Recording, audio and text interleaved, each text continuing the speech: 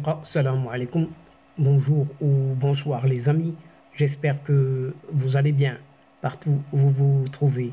En tout cas, c'est ce que je vous souhaite et pour le meilleur de toutes les situations, bien sûr. Bienvenue sur votre chaîne Bled Magharibia qui attend comme toujours vos encouragements.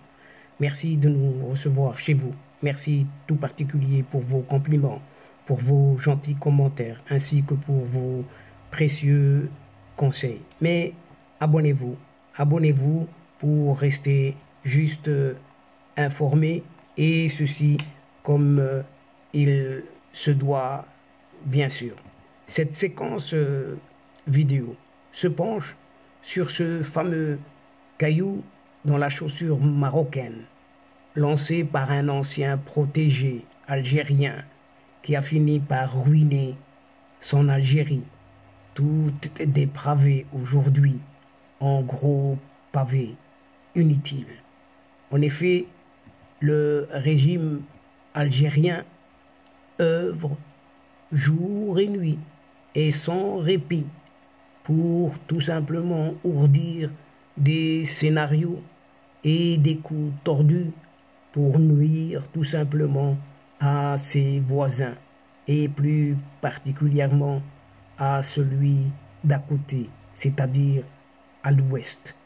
Nuire non seulement à son intégrité territoriale, mais aussi à tout ce que son génie national a produit et après plus de 48 années de labeur soutenu, ces vieux capots à la tête du pouvoir algérien n'ont finalement rien obtenu.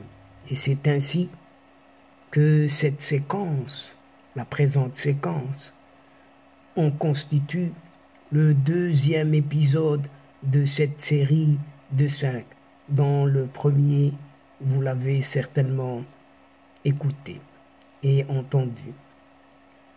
Isolé et déconnecté, décidément, ce régime algérien est incapable de faire écouter sa voix, inapte au dialogue, à la négociation et au compromis. Ces vieux capots psychorigides se rattrapent par une politique de nuisance pour compenser leurs échecs en série, géostratégiques et autres diplomatiques, et on en passe des meilleurs.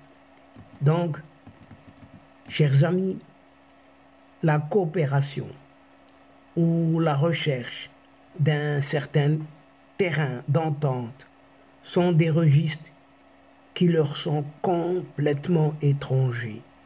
Dans tous les domaines, ce pouvoir algérien développe un discours, on ne peut dire médiocre, et même ambigu, très ambigu.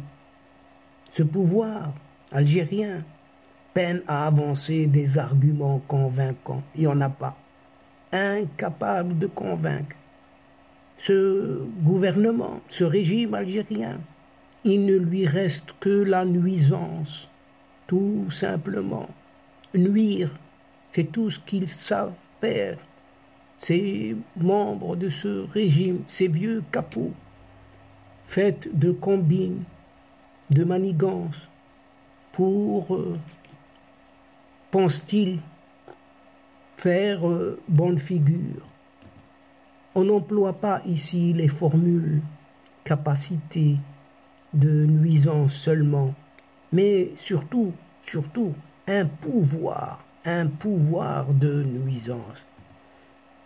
Elles sont complètement disproportionnées dans le cas de ces capots algériens, ces vieux capots, chez qui rien n'est structuré et tout s'effiloche, ça va dans tous les sens. Leur action reste constamment circonscrite. À défaut de vaincre ou de convaincre, on se replie sur la nuisance, toujours la nuisance, qui est aussi un aveu de puissance. L'étrange, et inintelligible politique extérieure de ce pouvoir est illustrée chaque jour par des actes montrant qu'il est toujours, mais toujours en porte-à-faux par rapport à l'évolution du monde. Donc, concernant pays, un pays d'à côté, un certain pays d'à côté, vous l'avez tout de suite reconnu, à l'ouest, les services algériens œuvrent jour et nuit et sans répit pour ourdir des scénarios et des coups tordus, pour tout simplement nuire au royaume du Maroc, nuire non seulement à ce pays, à sa population, à son intégrité territoriale, mais tout ce qui est son génie de production nationale, et pourquoi pas. Après plus de 48 années de labeur soutenu, ces capots n'ont rien obtenu. L'esprit de fabrique, de nuisance est une marque de ce pouvoir algérien. Et cette mentalité a été parfaitement résumée par un certain Boumediene Bouharouba, qui avait tout déclaré à ce sujet dans une toute petite phrase dans les années 70 du siècle dernier, que la question du Sahara sera, on ouvre les guillemets et on les ferme, un caillou dans la chaussure marocaine. Et ce fut une erreur monumentale, pour ne pas dire une erreur fatale. De plus, cette formule exprime aussi son profond mépris pour la cause sahraoui surtout. Et si Boumediene Bouharouba croyait vraiment en cette cause, il n'aurait jamais employé une formule aussi dévalorisante.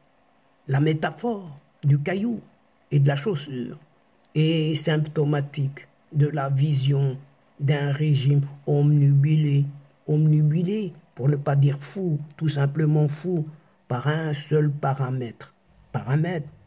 Nuire et toujours nuire, cette fameuse nuisance du voisin d'à côté.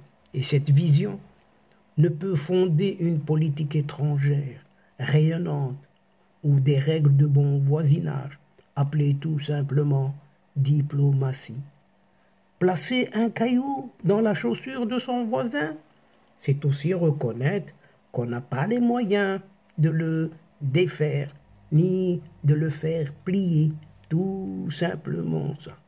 Ça veut dire un signe de faiblesse, surtout mentale et intellectuelle. Ironie du sort, plus de 48 années après, le caillou qui devait gêner la chaussure marocaine est devenu un gros pavé.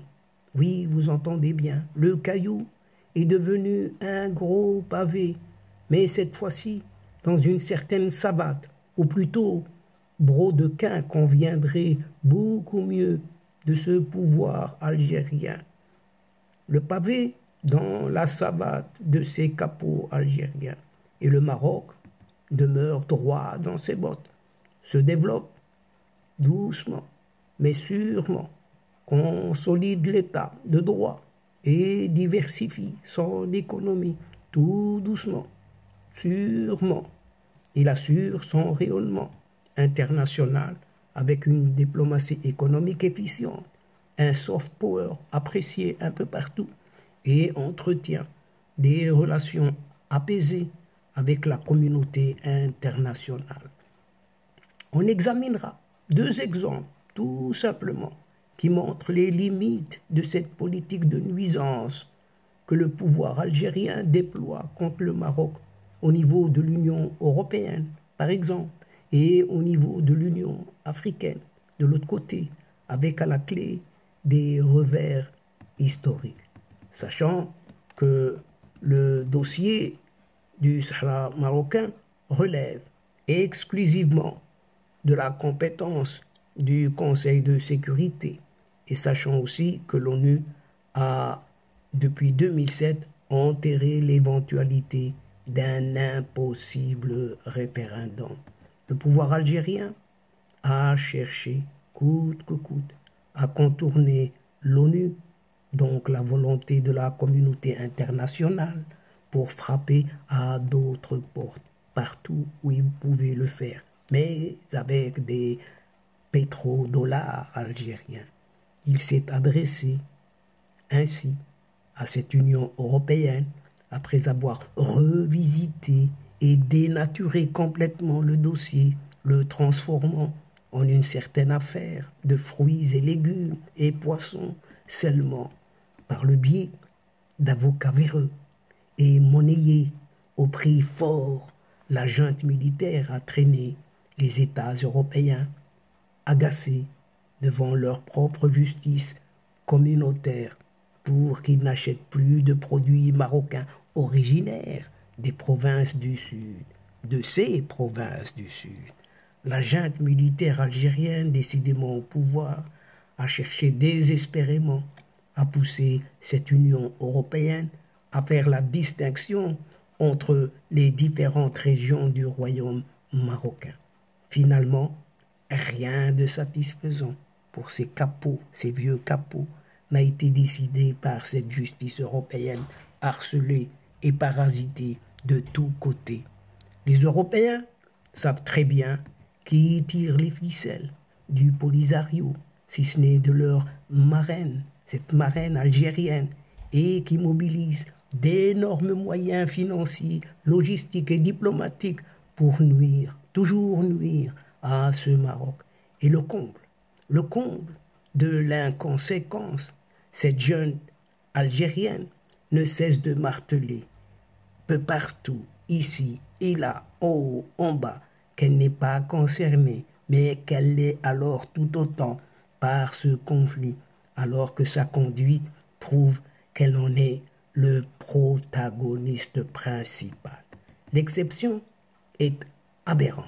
Dans l'histoire des relations internationales, qu'une dictature militaire qui bâillonne son peuple tout d'abord, piétine les droits humains et qui est encore comptable de quelques 250 000 morts sous son règne, puisse parasiter et se greffer sans aucune honte sur les institutions judiciaires de démocratie traditionnelle européenne afin de les mobiliser contre un pays frère et voisin.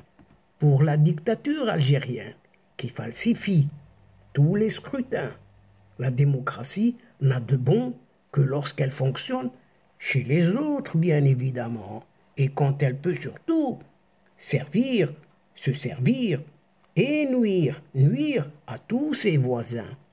De son côté, le Conseil nordique, un certain Conseil nordique, une instance de coopération entre les institutions parlementaires des pays scandinaves, Danemark, Norvège, Suède, Islande et Finlande.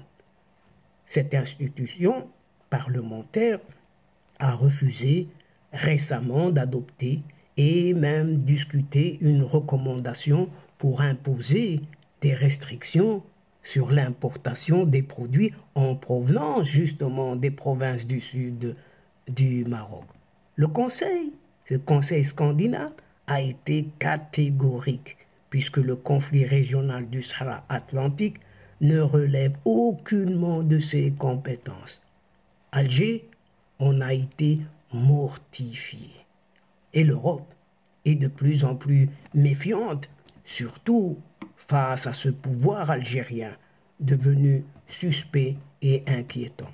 Suite à ces troublantes accointances avec la Russie, cette fois-ci l'Iran, les milices du Hezbollah, les milices Houthis et les milices Wagner, et qui a aussi radicalisé son antisémitisme, le propulsant de façon ignominieuse en doctrine dont il abreuve les enfants dès le berceau.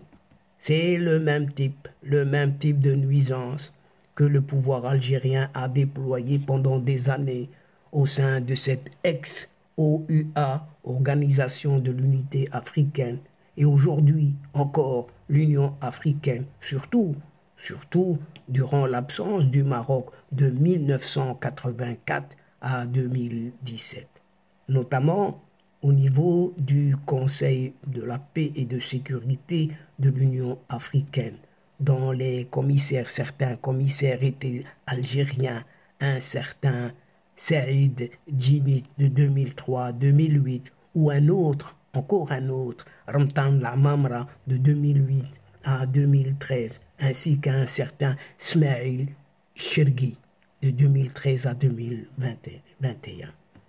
Ces derniers, Saïd Djinit, Ramtan Lamamra et Smaïl Chergui, ont passé 18 années, pas moins de 18 années, à ourdir les intrigues les plus invraisemblables pour encore nuire à l'intégrité territoriale du Maroc.